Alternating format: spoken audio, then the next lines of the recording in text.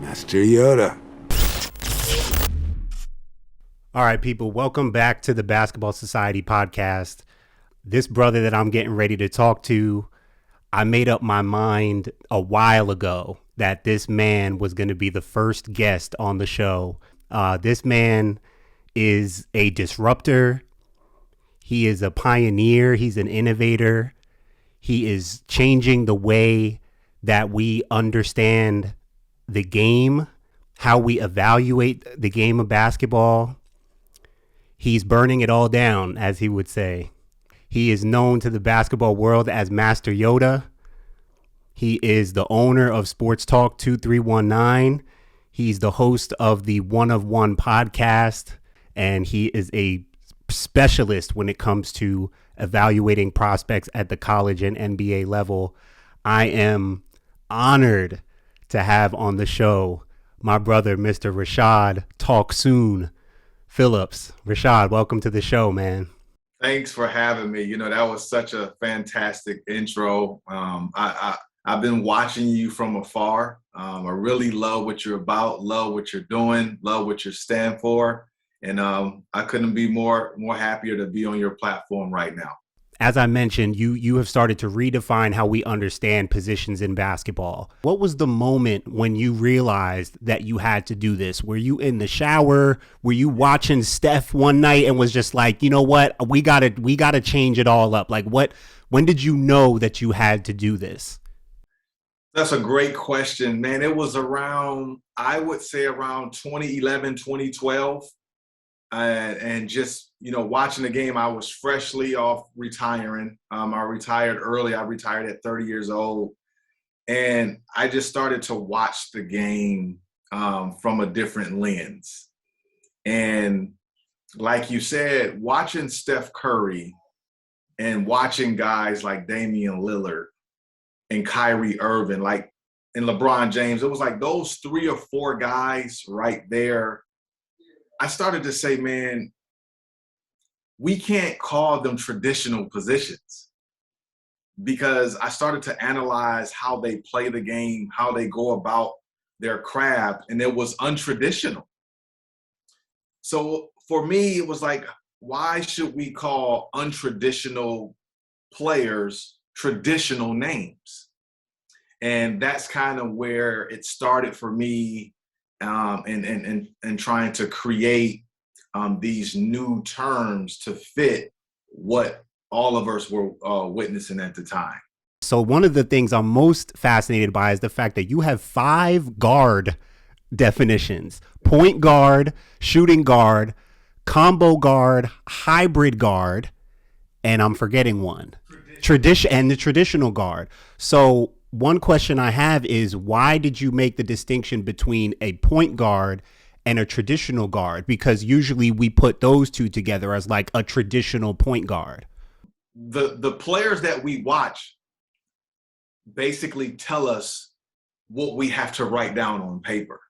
So for me, I'm an observer of the game. So I'm not a person that is trying to recreate something. I'm actually watching the game and studying the game and allowing that to tell me what they are.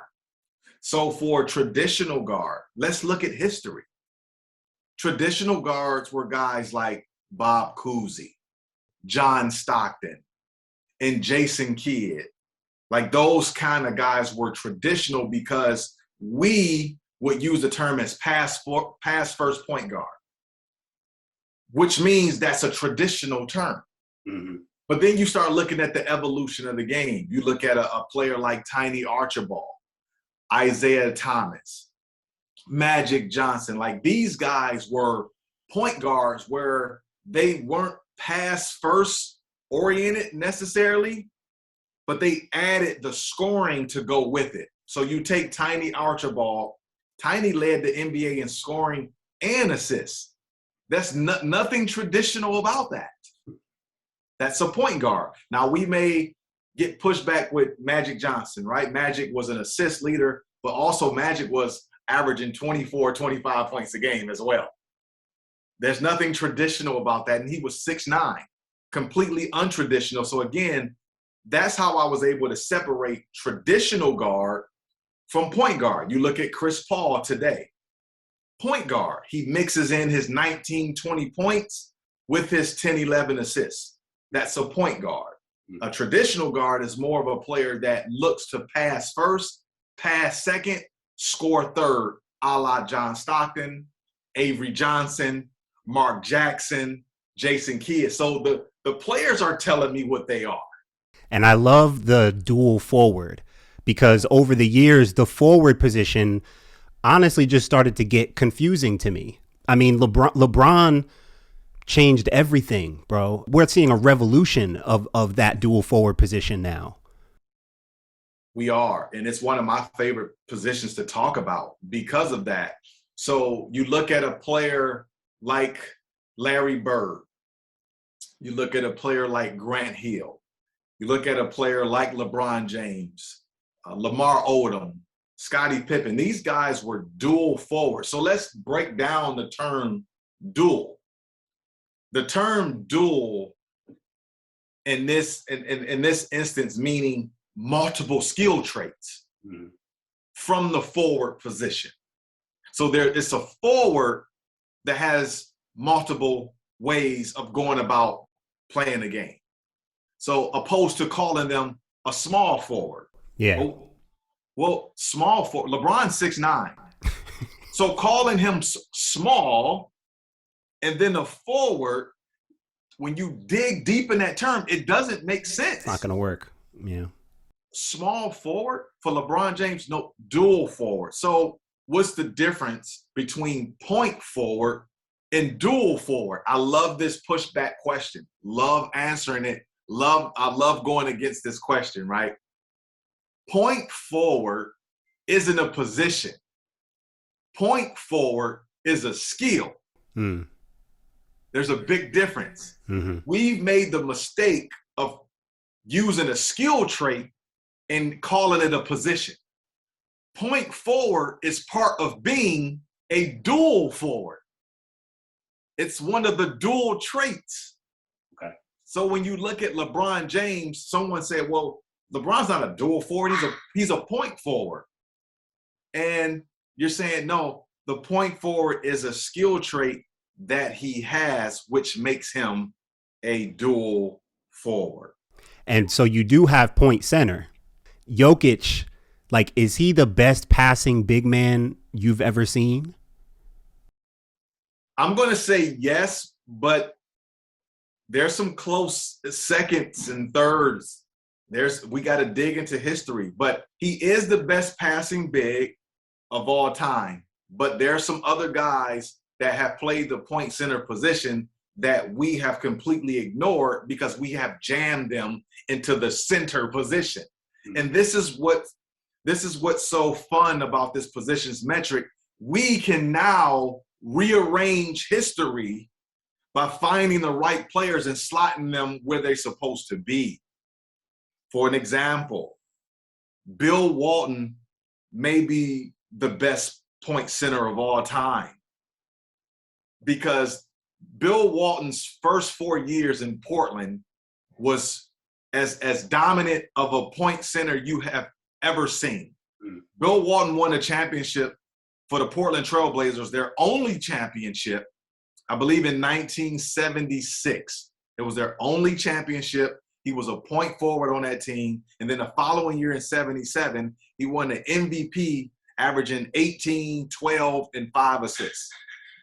Bill Walton is one of the greatest point forwards to ever live. So Jokic is kind of the evolution to Bill Walton, Arvydas Sabonis, Vlade Divac. Like, those guys were point centers before Jokic. So we got to give flowers to those guys as well before we celebrate the evolution of the position. You must unlearn what you have learned.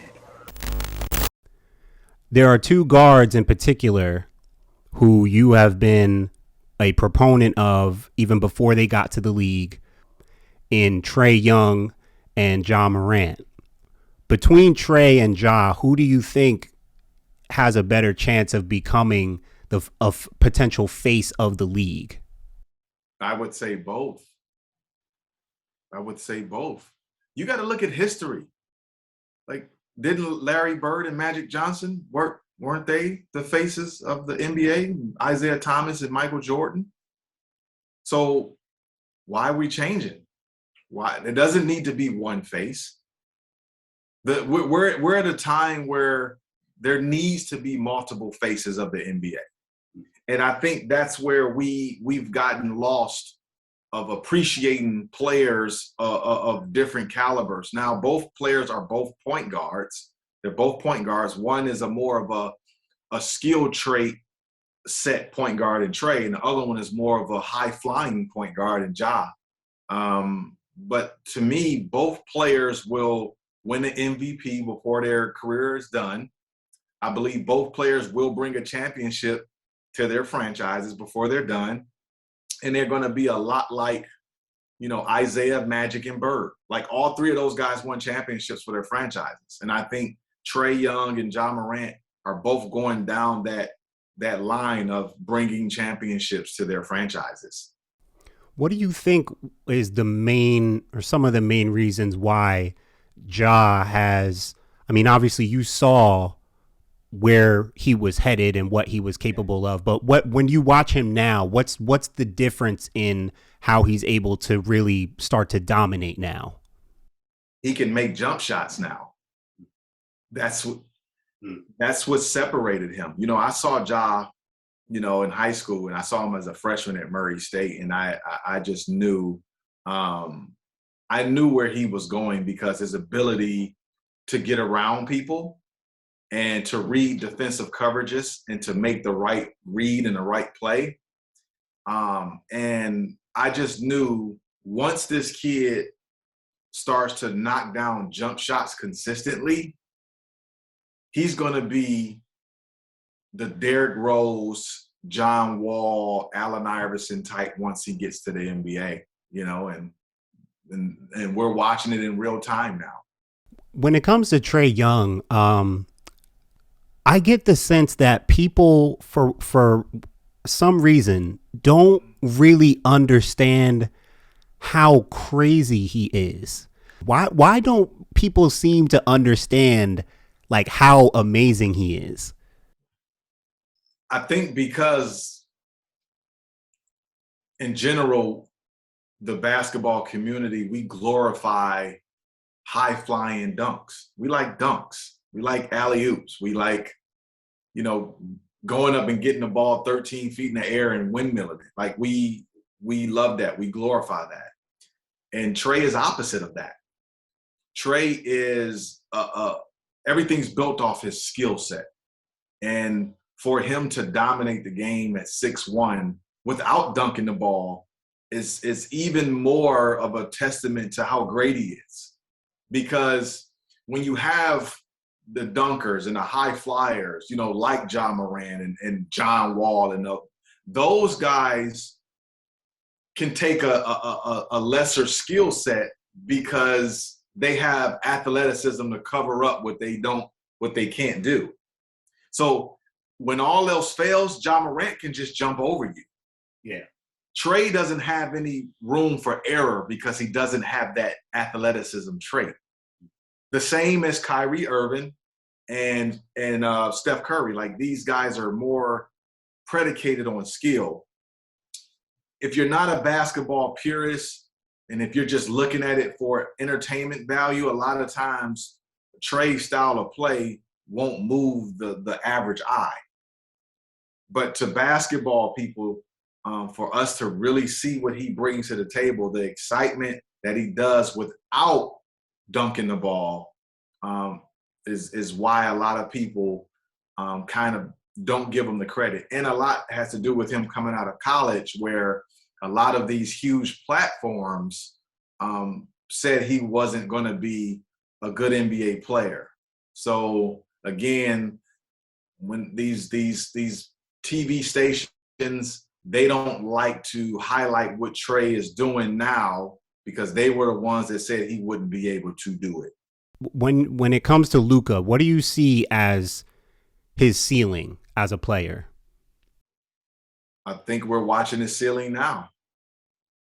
And the reason I say that is because Luka's been playing professional basketball since he was 14.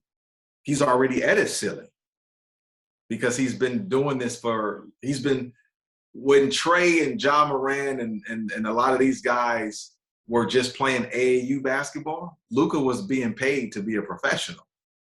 So right now, even though Luka is young, he's already a proven superstar. Luka's been a superstar since he was 17 years old. In professional dog years, Luka is already like 33.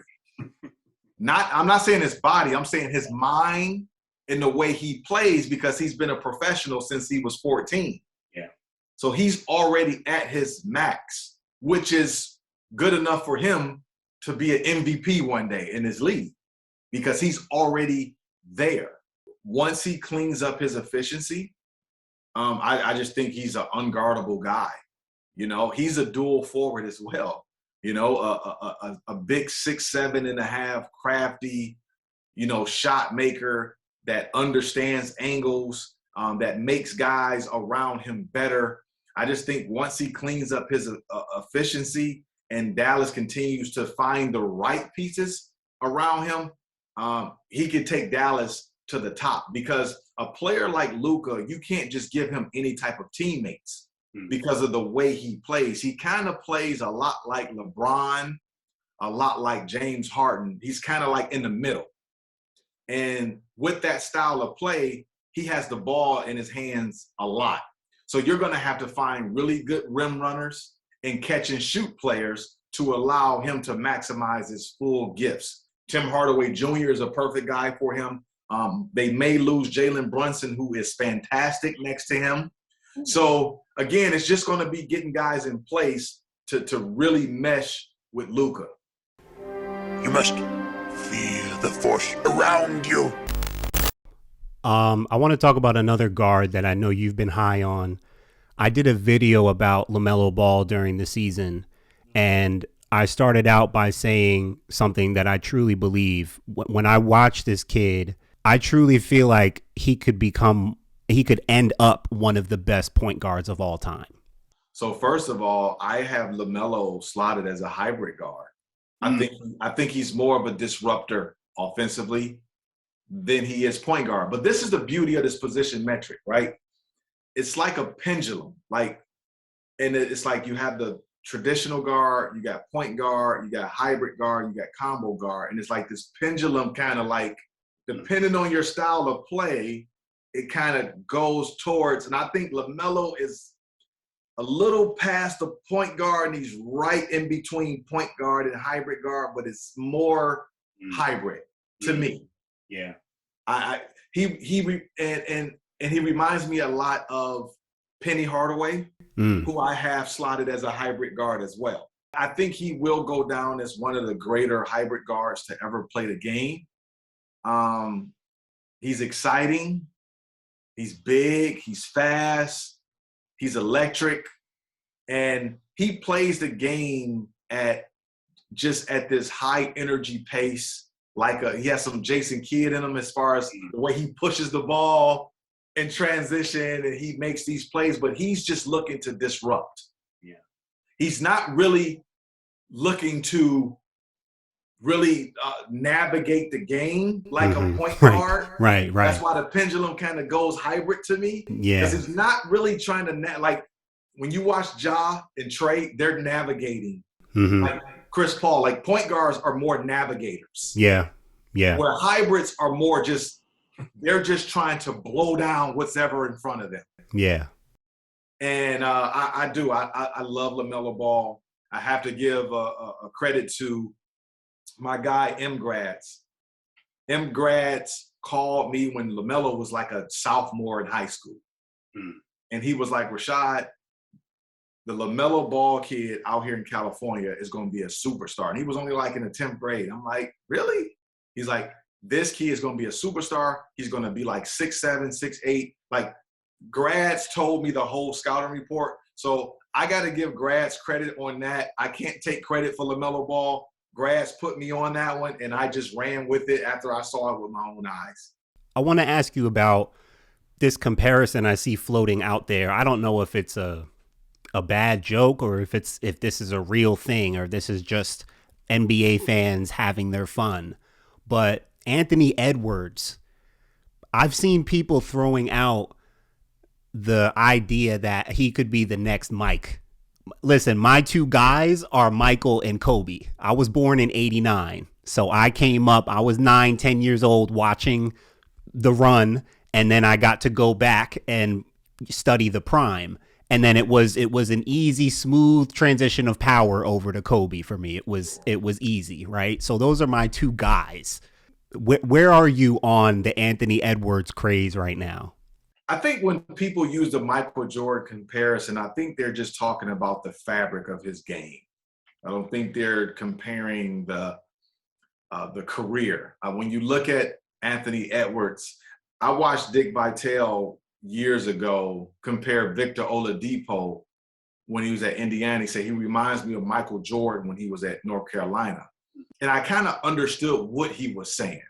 So a lot of times when I see certain comparisons, I try to dig deeper in the comparison and understand it. So when you look at Anthony Edwards, he is cut from that shooting guard cloth that he really embraces who he is, and it kind of gives you that Michael Jordan vibe. Mm.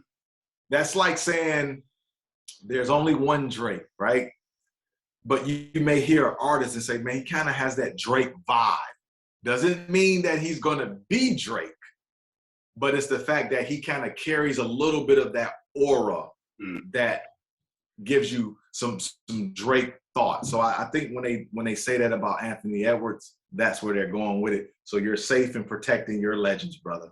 The way now he's shooting the ball, scoring the ball, I'm like, and he as young as he is, the way he looks against these other NBA guys, older NBA guys, veterans, I'm like, wow, okay. I mean, this does look scary.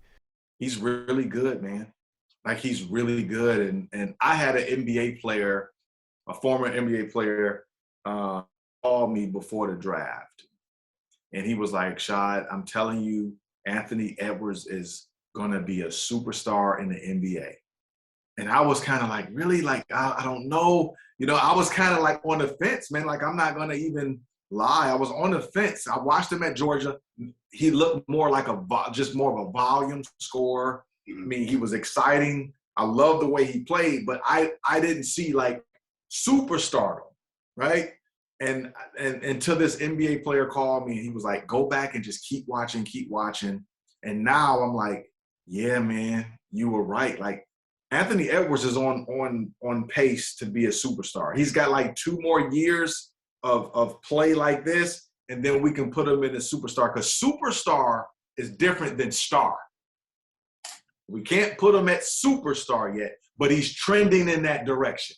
I actually covered Anthony Edwards at the McDonald's All-American game in 2019. Yeah. I definitely saw, especially physically, I didn't realize he was that put together. Yeah, he's powerful, man. 6'5.5" and 220, and he's super explosive, and he's powerful in the air. You can't knock him off his track. And he's a better jump shooter than I thought he would be at the NBA level. Like, he can really make shots. I didn't think he was going to be a good shooter. Where are you in the conversation around Giannis being the modern day Shaq? When you use Shaq name, it's always going to be relevant with dominance. You know, Giannis is dominant, but Giannis is a dual forward. Shaq was a center. So I get it from a dominating standpoint, but they're just two different, you know, specimens. I do think Giannis will go down as the greatest international player ever. I think he will leap Hakeem Olajuwon when his career is done as the greatest international player ever. And I just love Giannis, man, because Giannis is old school. He's like, I'm a 70s baby, man. And Giannis has that old mentality of, he's not trying to be your friend. Like, I'm going to train on my own in the summer. I'm gonna just hang with my family.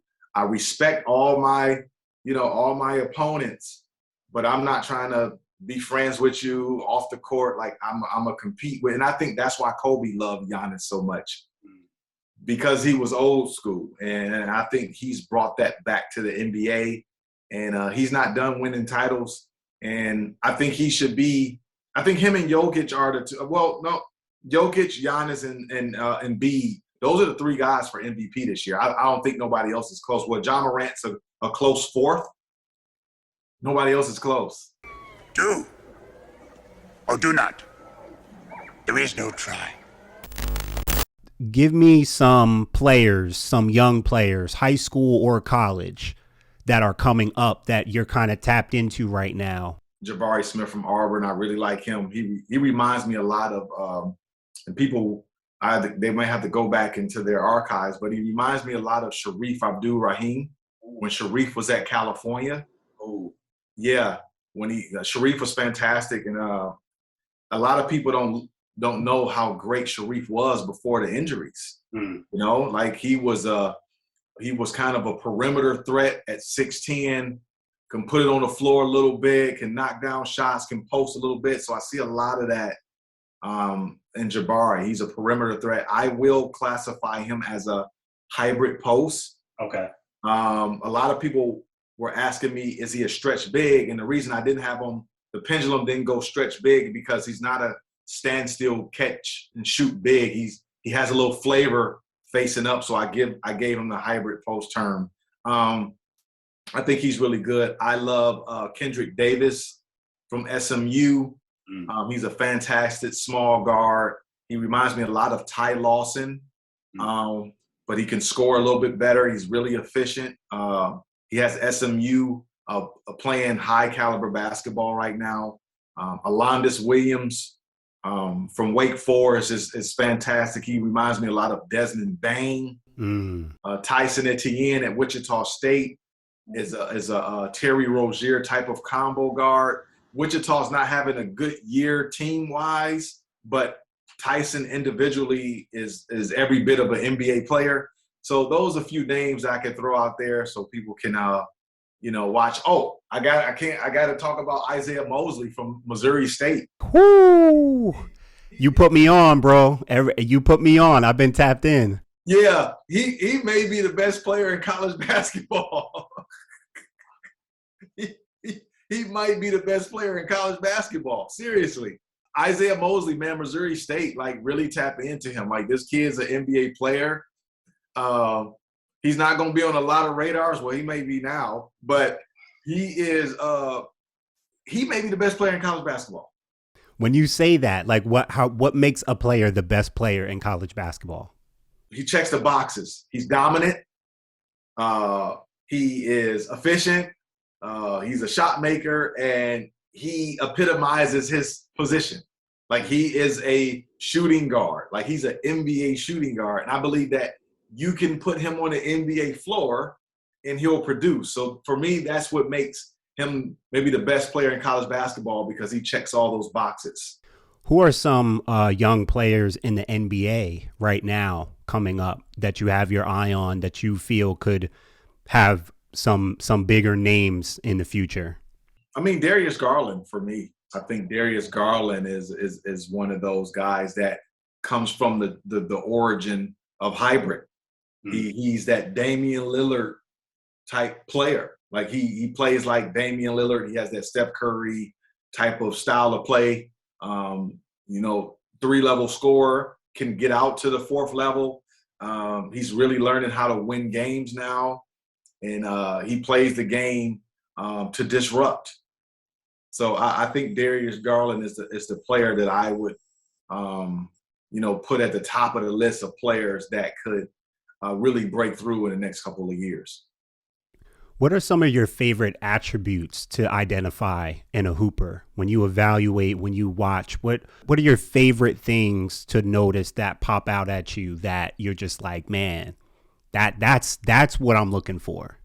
I like arrogant players. Here it is, man. The word arrogance gets a bad rap. And I think when we dig into the word, man, and dig into when you associate it with people, I think they make it as if it's a bad thing. But like Tim Duncan was arrogant. I love Tim Duncan's arrogance. Tim Duncan's arrogance was him being quiet. That was his arrogance. I like arrogant players. Like I'm a huge Muhammad Ali guy. So I love players that are comfortable in their own skin. It's not about putting a microphone in their face and they're saying, I'm the best and this and that. No, it's the Tim Duncan arrogance. It's that, look, I just know I'm good at what I'm doing. Yeah. I love players that walk and you can look at them and say, he knows what he knows what he is. What about specific basketball attributes, things in your game? When you see what's one or two things that when you see a player do something, you're like, okay, he's got it. Well, it's, ball handling for me, being able to handle the ball is something that I'm able to associate with of being able to dominate the game. You know, I have a 9-year-old daughter, and I stress to her being able to handle the ball. If you can handle the ball, that's half the battle of being dominant in basketball, because you can go anywhere you want. Yeah. You're not limited.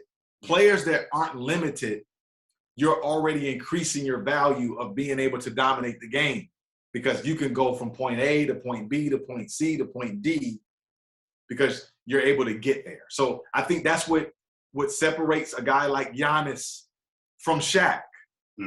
Because Giannis can get to wherever he wants. Shaq couldn't get to where he wanted to. He would just post up in a spot and dunk over you.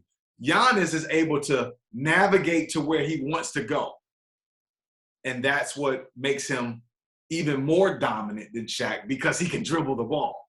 Well, let me ask you about this. How would you differentiate between playing physical and playing aggressive? I think playing aggressive, you're more susceptible to getting in foul trouble.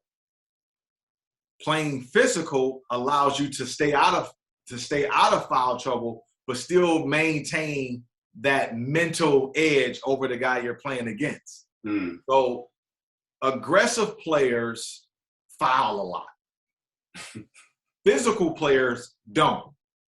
Because I'm thinking aggressive as in an aggressive mentality, but an aggressive way of playing is gonna, if you're playing physical, that means you're able to play physical, which means you're able to be on the floor. Yes. Because you know how to play physical while doing whatever it is, whether you're a big or a guard. I've faced every type of defense that you can possibly draw up. Okay. So I've played against physical defenders and aggressive defenders. Right. I'm going to tell you which one I prefer to play against. Aggressive defenders. I prefer that because aggressive defenders foul. Yeah. Right. I do not like playing against physical defenders. Tony Allen was a physical defender. Bruce Bowen was an aggressive defender. Two different styles. Yeah. So that's kind of how I look at it. And they're both, you can be great on both sides, but the aggressive style will lead you to being pump fake more. You're going to go for more. I can get you with the hezzy more because you're aggressive. Right. Physical guys, they don't really go for a lot. Aggressive corners get flags a lot, right, for holding. Physical corners don't. Right. Like Jalen Ramsey's a physical corner. He's not an aggressive corner. He's physical. Totally different type of player. I had to ask you about your daughter, man, because I'm a huge fan of her. I see the videos you post. How has that kind of given you, because I know you're also a student of the women's game as well. How has working with your daughter given you a perspective on the future of the women's game? You know, for me, I'm a coach's son. So, you know, a lot of the lessons that my father taught me, I mean, I was brought up in a gym. You know, I was raised under Steve Smith and Derek Coleman and Chris Webber. And like, I come from that tree. And I've been around great women players like Lisa Leslie and Maxine Reese, who won Mrs. Basketball in 1996 with, came out with me. She went to Michigan State, played in the WNBA. So I've been around some great women players as well. So with my daughter is, I've had a history of training athletes, and I've tried to use those same ideologies with training her. Basically showing her a lot of videos of players. Her favorite players are Isaiah Thomas, Trae Young, and Kyrie Irving. And that's because of me, because I have planted those players in her head to emulate the way that they move and to their style of play. So she's really taken to it. I'm bringing her along really slow. I'm not forcing it. She's only 9, and for me, it's the long game for me. I don't need her to be the number 1 11-year-old in the country. I don't really care about that. I want her to be able to enjoy the game, learn it right now, and once we get into high school, then we have taken the necessary steps to do something that will be iconic. So Rashad, again, I appreciate you being on the show, man. It's been a pleasure and honor to be able to connect and tap in with you, bro. I have one last question for you on the Basketball Society podcast. Why do you believe that society needs basketball? I believe society needs basketball because the game of basketball teaches us how the necessities that we need in life. When you look at the game of basketball, you need teamwork, you need sportsmanship, you need camaraderie, you need unity, and I think those are some components that we need in order to make this world a better place. If the world operated like a basketball team, a really good basketball team, a championship basketball team, I believe we will be in a better place as a society if we acted like a championship basketball team. Man, you call yourself a basketball evangelist. I'm the son of a preacher, so I'm a little jealous that you came up with that before me. And I know why you call yourself that, because I know what that means and I know why. But when I saw that, I said, man, how did I not think of that? I'm a PK. I'm supposed to be the evangelist out here. I appreciate it, man. I just love the game. I love, everything about it. And again, I just try to give people a different look on the game from my eyes. Well, man, Master Yoda, I appreciate you for coming on the show, being the first guest on the show. I do hope and know that we will connect again soon. Oh, yeah. And, man, just be blessed and be well, be safe. And I appreciate you, man. Thank you for being on. Yeah, I'll be back on your show. I'll be back on your show soon. Guaranteed. Talk soon. For my ally is the Force, and a powerful ally it is. Thank you for watching this episode of the Basketball Society podcast. I appreciate everybody's support who taps into this show. For more basketball content, interviews, breakdowns, and episodes of the podcast, subscribe to the channel and stay tapped in.